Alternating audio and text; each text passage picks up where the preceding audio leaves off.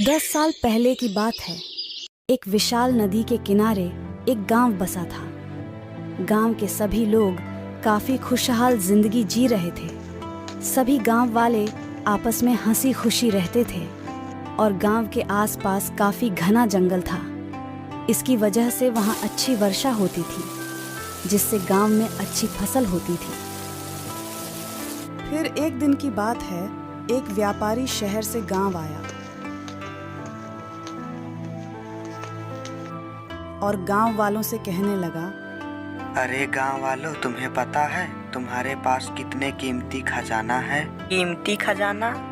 हाँ हाँ, कीमती खजाना, पर तुम लोग उसके बारे में नहीं जानते हो। पर सेठ जी, आज तक तो किसी ने भी उस खजाने को नहीं देखा है। कैसे देखोगे? तुम्हें तो पता ही नहीं खजाना क्या है। अपने चारों ओर ये जंगल देख रहे हो, यही तो है वो खजाना। क्या यह खजाना है? अगर तुम लोग मुझे यह पेड़ काट कर दोगे तो इसके बदले मैं तुम्हें बहुत सारे पैसा दूंगा। गांव वाले बड़े भोले भाले थे। वह सेठ जी के बाद में मान गए। उन्हें इतना भी नहीं पता था कि पेड़ काटने से क्या नुकसान होगा। अब सभी गांव वाले जंगल को काटने लगे।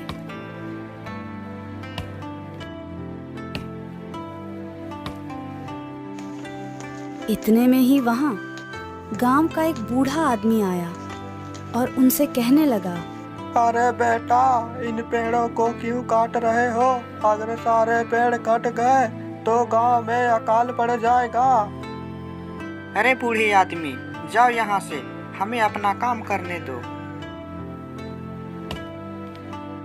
धीरे धीरे करके पूरा जंगल खत्म हो गया। तभी वहां सेठ जी आए और उन्हें पैसे देकर सारे लकड़ियां ले जाते हैं। फिर क्या था, ठीक उसके अगले साल ही गांव में अकाल पड़ जाता है। नदी तालाब सूख गए थे। लोग एक एक पानी के लिए तरस गए थे और गांव का जानवर भूख प्यास से मरने लगे थे। गांव के सभी लोग चिंतित होकर गांव के चौपाल पर बैठे हुए थे। वहां बूढ़ा आदमी भी बैठा हुआ था। तभी बूढ़ा आदमी गांव वालों से कहता है, मैं पहले ही कहा था कि पेड़ काटने का नतीजा बहुत बुरा होगा, पर तुम लोग नहीं माने। अब भुगतो इसका नतीजा। हमें माफ कर दीजिए काका, हमसे बहुत बड़ी गलती हो गई। हम पैसों की लालच में अंधे हो गए थे। अब माफी मांगने से क्या होगा बेटा? आप तो गांव के बड़े हैं, आप ही कुछ उपाय बताइए काका, नहीं तो हम मर जाएंगे। मेरी बात ध्यान से सुनो। इस सूखे जंगल के उस पार एक बड़ा घना जंगल है। उस जंगल में साधु महात्मा रहते हैं। अब वही हमारा इस समस्या का समाधान कर सकते हैं। ठीक है काका, यह सब हमारी वजह से हुआ है। अब हम ही इसे ठीक करेंगे। इतना कहकर गांव के कुछ लोग उस जंगल की तरफ निकल पड़ते हैं। चलते चलते साधु महात्मा के पास पहुंच जाते हैं। क्या बात है, तुम लोग बड़े चिंतित लग रहे हो। साधु महाराज के पूछने पर गांव वाले सारे बात साधु महाराज को बता देते हैं। साधु बाबा, अब आप ही इस समस्या का हल कर सकते हैं। हम लोग बड़ी उम्मीद के साथ आपके पास आए हैं। तभी साधु महाराज उन लोगों को पोटली में कुछ देते हैं और कहते हैं, यह जादुई बीज है, इसे लेकर पूरे जंगल में लगा देना।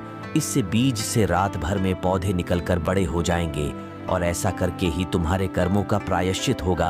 अब गांव वाले बीज लेकर खुशी खुशी अपने गांव वापस लौट आते हैं और सारे बीज को वीरान जंगल में लगा देते हैं। और फिर क्या था, सुबह होते ही चारों तरफ हरियाली ही हरियाली होती है और फिर खूब वर्षा होती है और सारे फसल लहलहाने लगाने लगते हैं।